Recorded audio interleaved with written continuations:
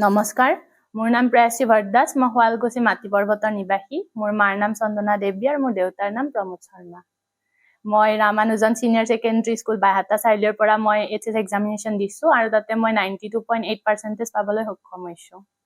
মই মোৰ ফাৰ্ষ্ট ক্ৰেডিটটো মোৰ মা দেউতাকে দিম আৰু নিজৰ ডেডিকেশ্যন আৰু কষ্ট নিজে কৰিব লাগিব, তাৰ ফলত হয়। আৰু মোৰ যিখন কলেজৰ মোৰ শিক্ষক শিক্ষয়িত্ৰীসকলে বহুখিনি মটিভেট কৰিছে বা তেওঁলোকে মোক বহুত নোটছ পাতিৰে মানে ছাপৰ্টো কৰিছে আৰু লগতে মোৰ যিখিনি বন্ধু বান্ধৱী তেওঁলোকেও মোক বহুখিনি মটিভেট কৰিছে।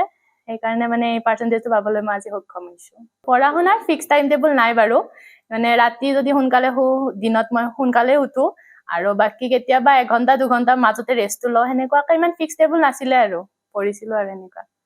আজৰি সময়ত মই কেতিয়াবা আৰ্টো কৰিছিলোঁ, লগতে ডেন্সো কৰিছিলোঁ আৰু ফোনো চাইছিলোঁ, মিছা নকওঁ। এইটো নিজৰ ওপৰত ডিপেণ্ড কৰে, মানে যদি মানে পঢ়াটো ঠিকে ৰাখিও কিছুমানে মানে এনেকুৱা কৰে, তেতিয়া মানে কোনো লছ নহয় নিজৰ। কিন্তু যদি মানে পঢ়াটো মানে হেৰি কৰি কিনে যদি আকৌ মানে ফোনত বেছিকে লাগে, তেতিয়া মানে ডিষ্ট্ৰেকশ্যন হয় আৰু সেইটো মানে এভইড কৰিব পাৰিলে নিজৰে ভাল হয়। পঢ়াটোত মানে পাৰ্চেণ্টেজটো উঠাবলৈ তেতিয়া ভাল আৰু। মোৰ হবি এনেই পঢ়ো, বাকী কেতিয়াবা আৰ্ট কৰোঁ, সেয়াই আৰু।